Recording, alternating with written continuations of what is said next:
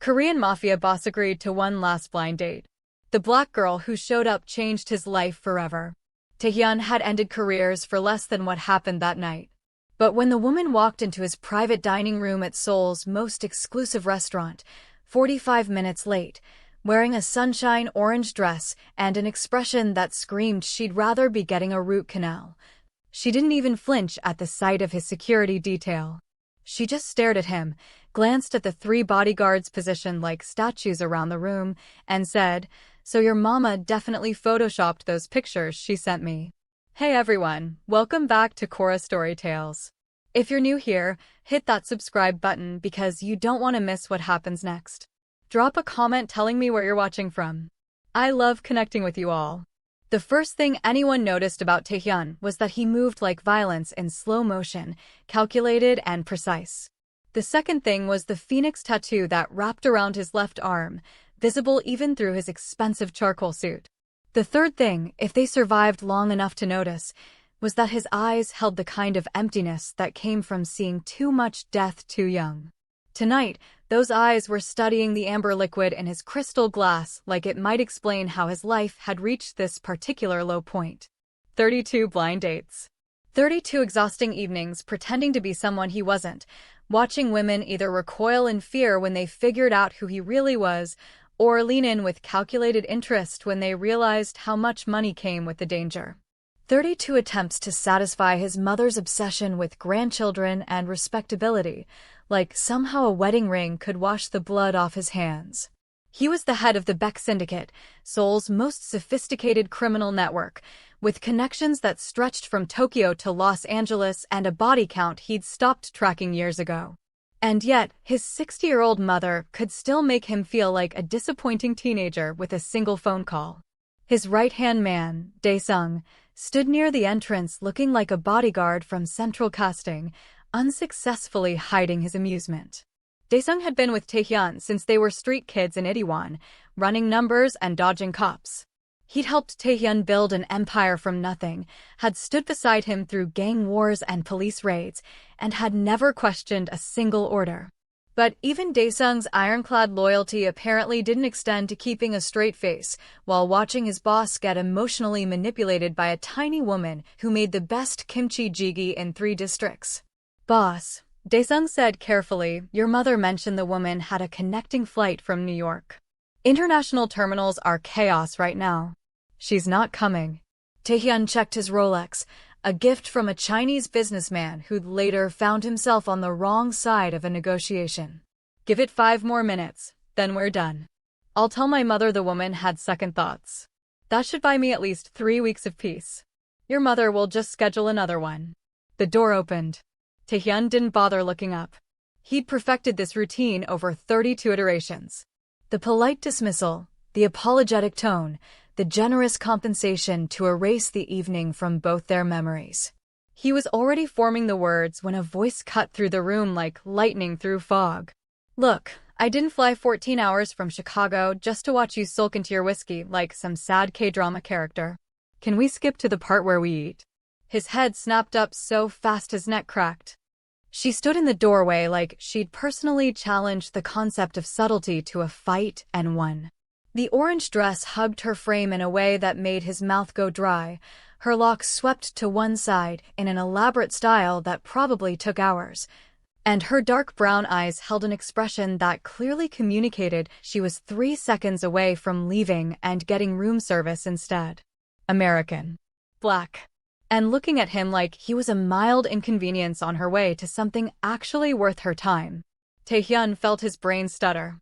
In his world, people looked at him with fear or calculated respect or the careful blankness of those who'd heard the stories and believed every word. This woman was looking at him like he was a restaurant that had gotten her order wrong, and she was considering whether to bother complaining. "I'm Keisha," she announced, dropping into the chair across from him with zero ceremony, zero hesitation, and zero acknowledgement that Dae-sung's hand had instinctively moved toward the weapon under his jacket. "And before you start with whatever speech you've got prepared, your mama already paid for my business class ticket, so we're doing this."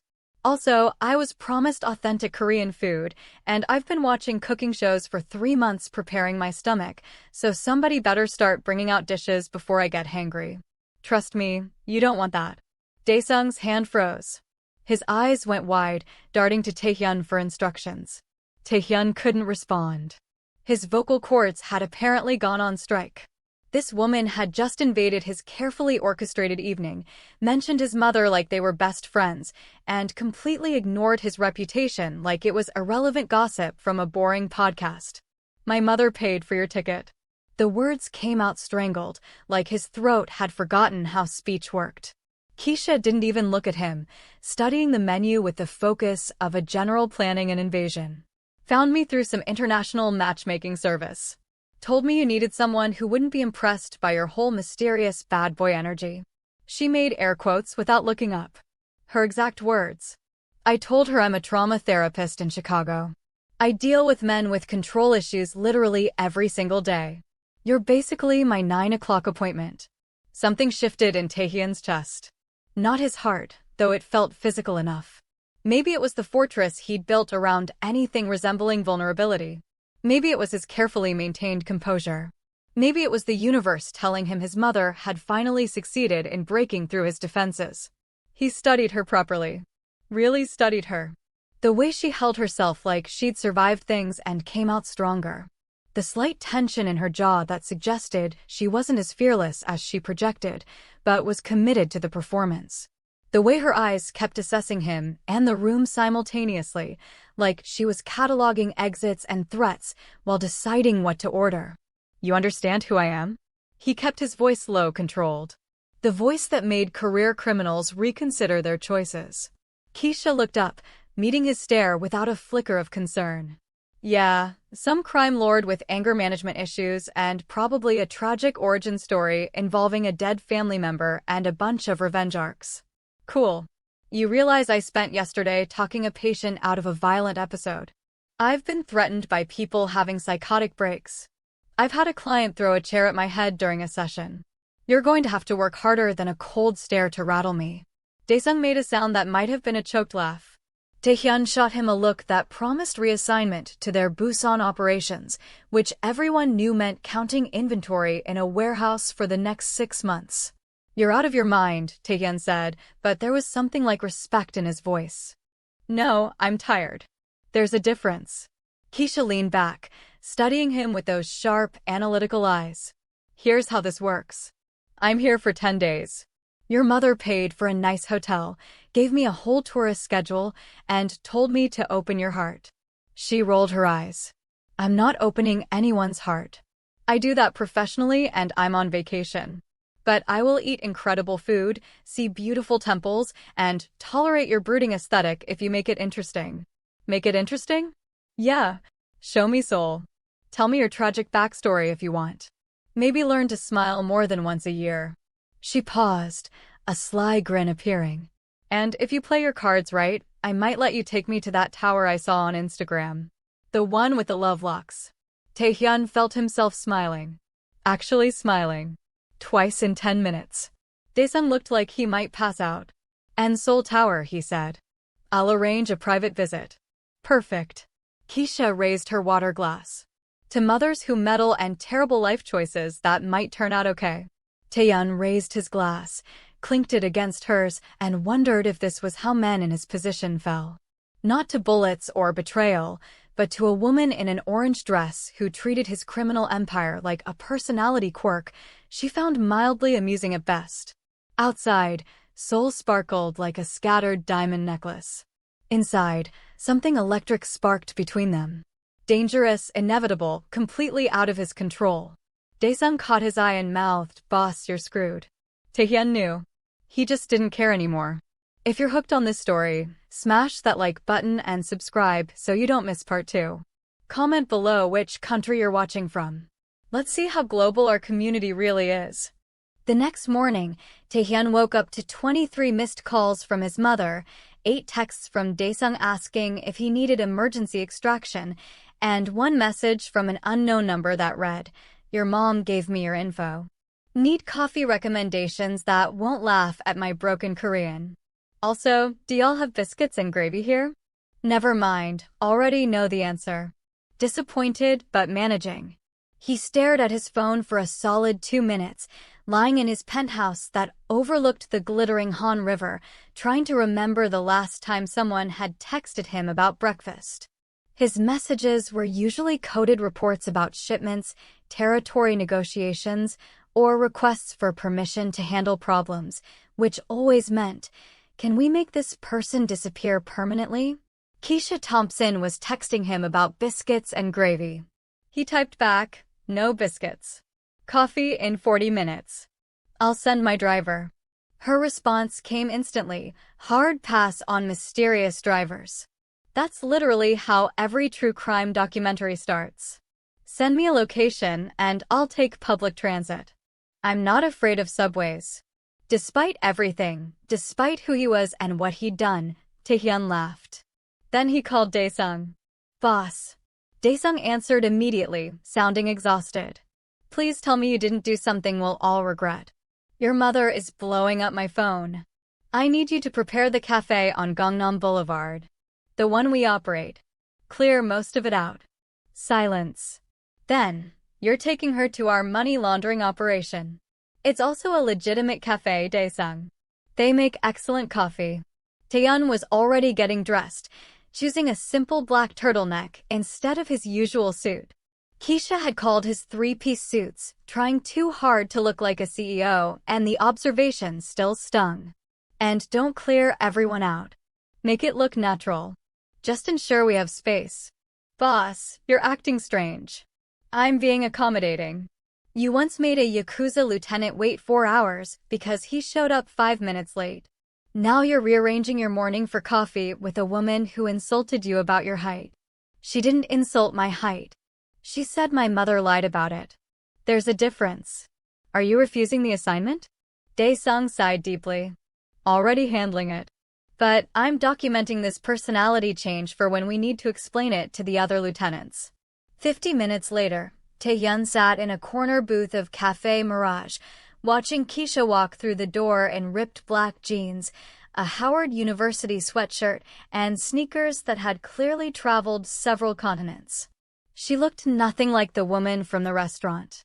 No dress, no heels, no performance.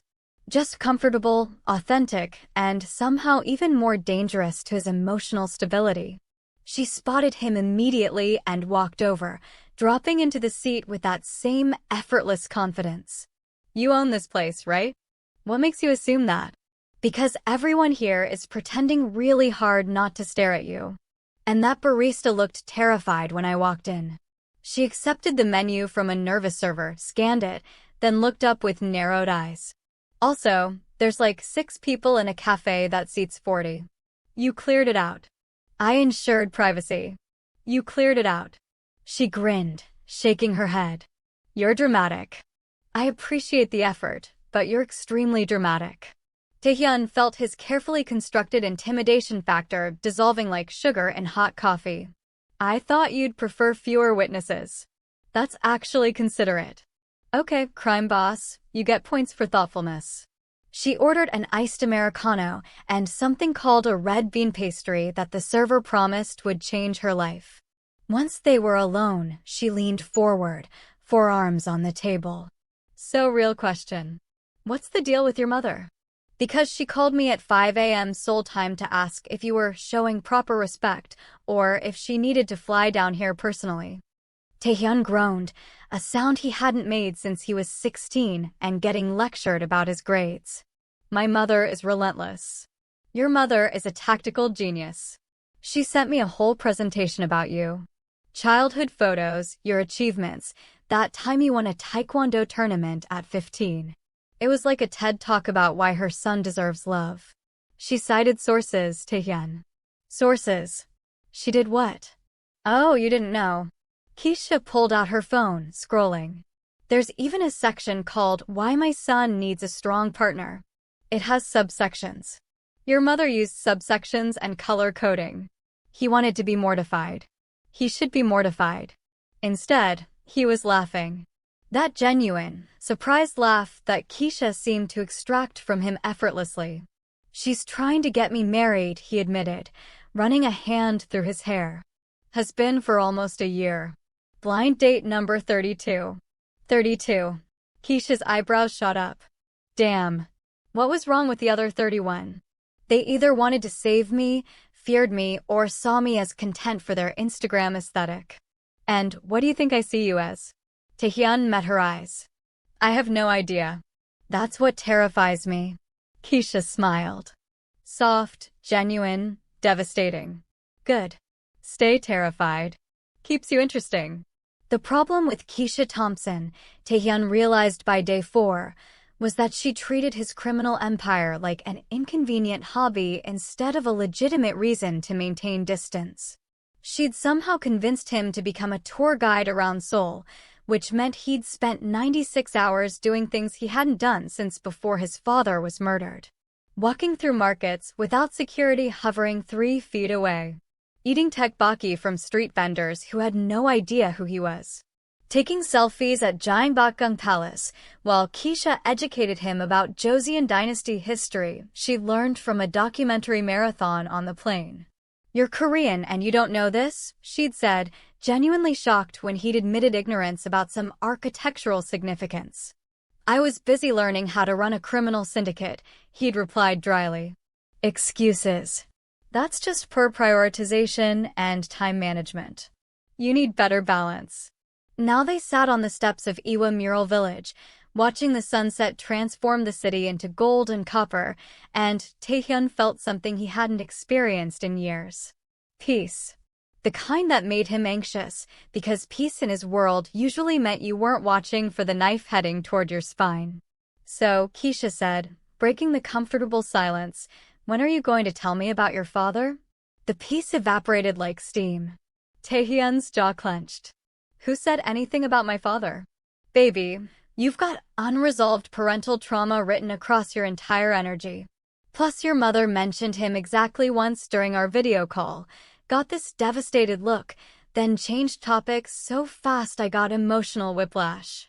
Keisha wasn't looking at him, just watching the city stretch out endlessly below them. You don't have to talk about it. But I'm here if you want. Taehyun had made men disappear for asking about his father. Well, not personally. That was messy. But he definitely ensured they regretted their curiosity. Yet somehow, sitting here with this woman who'd crashed into his life like a beautiful hurricane, the words came easier than they should have. He died 18 months ago. Assassination. They made it look like a car accident, but everyone knew. Taehyun stared at his hands.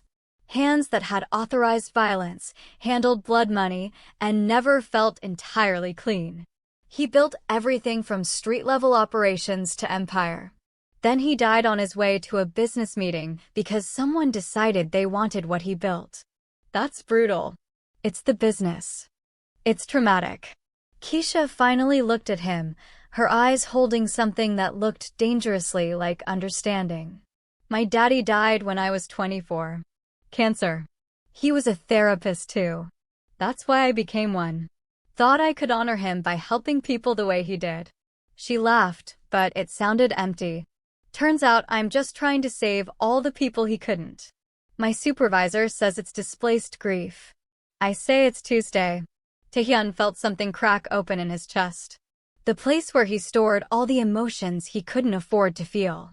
Does it get easier? No. You just get better at pretending it does. She bumped his shoulder with hers. But having people around helps. Even annoying people who criticize your fashion choices and boss you around. He smiled despite himself. You're not annoying. Liar. I'm incredibly annoying. I take pride in it.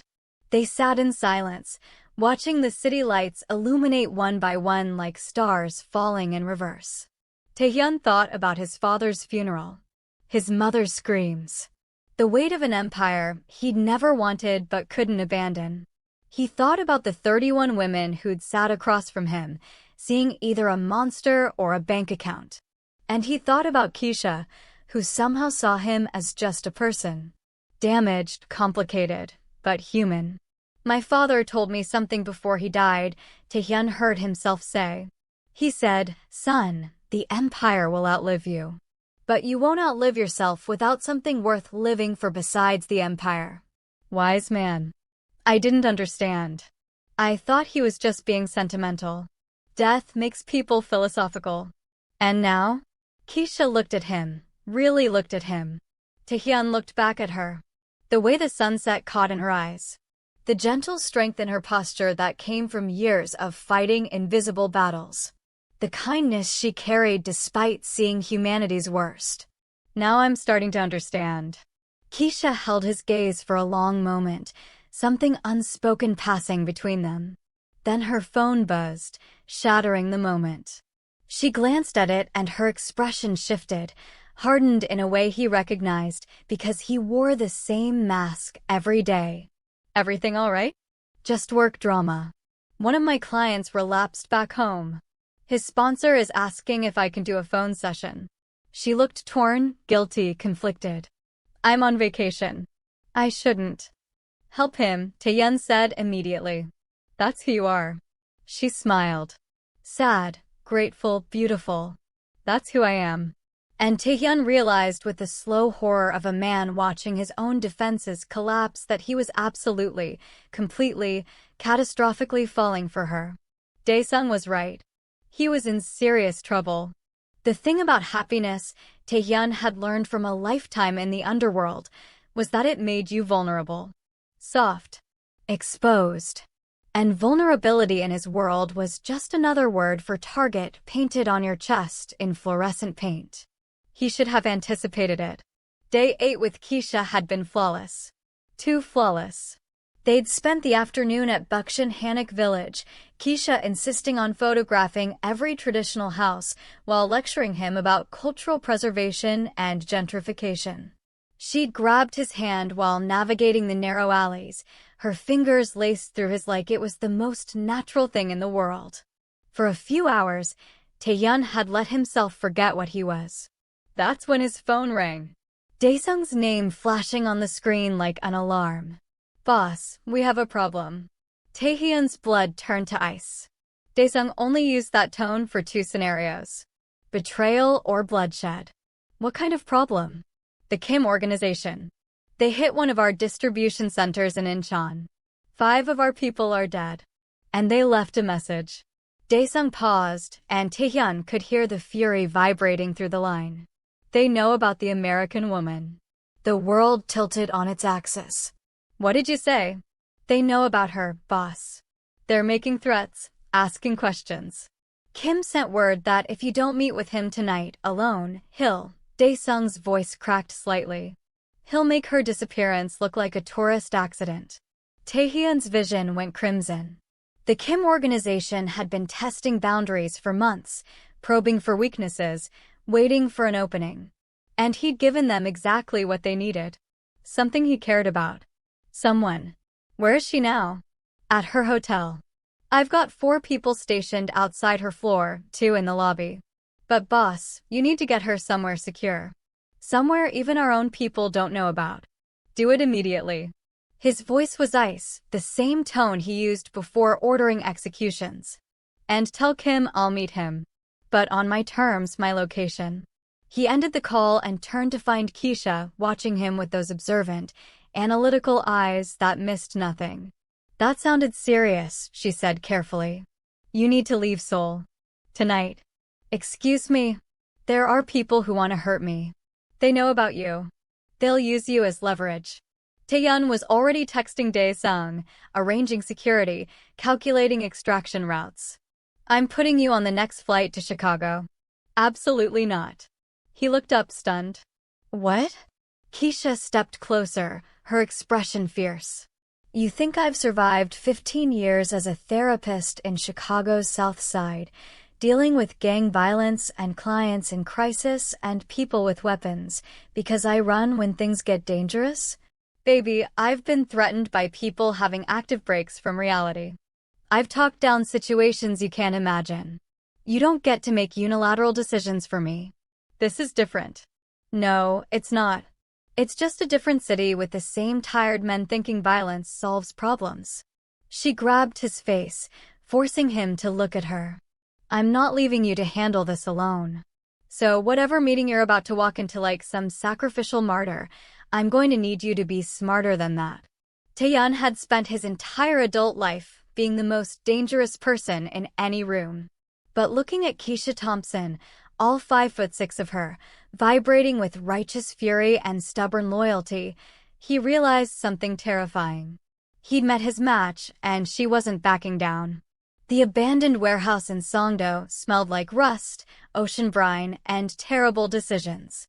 Taehyun stood in the center of the concrete floor, surrounded by darkness that definitely contained weapons, facing Kim Seo-jun, a man who'd built his reputation on sadism and wore the smile of someone who enjoyed watching things burn. "The great Taehyun," Kim said, his voice echoing off metal beams. Finally emerging from behind Mommy's matchmaking schemes and his pretty American distraction. Taehyun's jaw tightened, but he kept his expression neutral. Around them, Kim's soldiers positioned themselves strategically. 15 that he could count, probably more in the shadows. Daesung was outside with their crew, ready to breach if things deteriorated. The plan was simple. Negotiate, de-escalate, keep Keisha's name out of this permanently. "You wanted to talk," Taehyun said coldly. "So talk. I want Gangnam. The clubs, the protection operations, everything. You give me that, and maybe your little therapist girlfriend gets to fly home with all her parts intact." Kim's smile widened, showing too many teeth. "Or maybe I take Gangnam anyway and send her back to Chicago in pieces. Either way satisfies me." The threat hung in the air like toxic smoke. Taehyun felt the familiar coldness settling over him, the same feeling he got before violence became inevitable. His hand moved slightly toward the gun at his back. That's when the warehouse door exploded open with a crash that echoed like a gunshot. Every weapon in the building swung toward the entrance. Keisha Thompson stood in the doorway, backlit by street lights, holding her phone up like a talisman. Behind her, impossibly, were Daesung and what looked like half of Taehyun's crew, plus some faces he didn't recognize. Live stream activated, she shouted into the warehouse, her voice amplified by the concrete. "Y'all want to threaten people? Cool. But I've got this entire conversation recorded and uploading to 5 different cloud servers. I've also got facial recognition screenshots, your license plates, and a very detailed email already drafted to the Seoul Metropolitan Police about a warehouse full of illegal weapons and threats against a United States citizen." The silence was absolute. Kim's smile vanished. "You're bluffing." "Am I?" Keisha walked forward into a room full of armed criminals with the confidence of someone who'd faced down worse. "I'm a therapist. Honey, I document everything. It's literally my profession and my legal obligation. That little speech about sending me home in pieces? That's terroristic threatening. I've got timestamps, crystal clear audio, and enough evidence to make your life extremely complicated."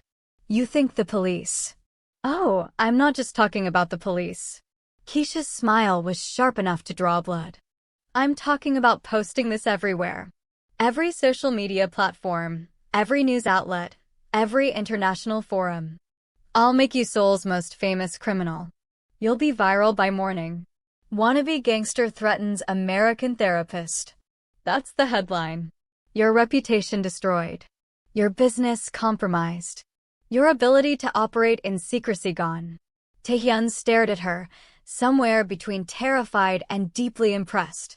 She'd just threatened a crime lord with internet exposure and somehow made it more frightening than any weapon. Kim looked around at his soldiers, clearly calculating. The problem with Keisha's threat wasn't just law enforcement. It was visibility. The moment a criminal became famous, became a face instead of a shadow, they became useless. A liability. Target practice for every ambitious prosecutor and rival organization. "This isn't finished," Kim finally said, his voice tight with barely contained rage. "Actually," Taehyun said, finding his voice, "it is. Because if anything happens to her, If she stubs her toe or gets a suspicious cold, this recording goes live automatically. And then you won't just be dealing with police. You'll be dealing with every criminal organization in Seoul who values discretion over your petty territorial ambitions. You'll become the liability, Kim. Not me. The standoff stretched for an eternity, tension thick enough to taste. Finally, Kim jerked his head toward the exit. His soldiers filed out slowly, maintaining whatever dignity they could salvage, weapons still visible. When the warehouse finally emptied, Taehyun turned to Keisha, who was still holding her phone up, shaking slightly now that the adrenaline was fading. "That was the stupidest, bravest, most reckless thing I've ever witnessed," he said. "I told you," she replied, her voice wavering only slightly. "I don't run." Daesung appeared beside them, grinning wider than Taehyun had seen in years. "Boss, I really like her." "Shut up, Daesung." But Taehyun was smiling too, because Keisha Thompson had walked into a warehouse full of armed criminals, threatened a gang leader with viral videos and cloud storage, and somehow won. She hadn't saved him with violence or money or connections. She'd saved him with documentation and the terror of public accountability. His father had been right. The empire would survive without him. But he wouldn't survive without someone, worth living for besides the empire. He'd found her, and she wore orange dresses, quoted therapy ethics codes, and had absolutely zero respect for the traditional rules of criminal warfare. "So," Keisha said, finally lowering her phone, "can we get Korean fried chicken now? Because I definitely need comfort food after that performance." "And you're paying." Taehyun laughed. "Deep, genuine, free. Anything you want." "Good. Also, your mother called. She wants us for dinner tomorrow." And before you say no, Keisha fixed him with that therapist stare that had probably broken through countless defenses. "We're going. Because that woman paid for my ticket, and I don't ghost people who invest in me." "That's just rude." Daesung was actively crying with suppressed laughter now. Taehyun looked at this woman, this absolutely insane, brilliant, fearless woman who'd flown across the world and somehow decided he was worth fighting for, worth saving, worth building something real with. Even if that something existed in the complicated space between her world and his. "Dinner with my mother it is," he said. "But fair warning, she's already planning our wedding." "Well," Keisha said, slipping her hand into his, "at least someone in this relationship has initiative." And there, in an abandoned warehouse in Songdo, surrounded by the evidence of his violent life and the promise of something different, Taehyun realized his 30-second blind date had just become his last. Not because it failed, but because Keisha Thompson, trauma therapist, chaos agent, documenter of crimes, and wearer of impractical orange dresses, had looked at all of him, the blood, the business, the broken parts, and decided to stay anyway. Some battles were won with bullets. This one was won with bravery, locks, and the sheer audacity of a woman who refused to let anyone, gang lords, dangerous men, or tragic backstories write her ending for her. For months later, Taehyun would stand in his mother's living room, watching Keisha debate with Mrs. Beck about wedding venues while eating kimchi straight from the container, and think his father had been right about everything. The empire survived. But Taehyun was finally living. If you believe everyone deserves a chance at happiness, even complicated, tattooed crime bosses with trust issues, hit that subscribe button and ring the notification bell. Comment, "Everyone deserves love," if you're not siding with Kim and his violence first. Emotional growth never mentality. Let me know in the comments, would you have walked into that warehouse, or would you have been on the first flight home? Drop your honest answer below. I'll be reading every single comment. See you in the next story.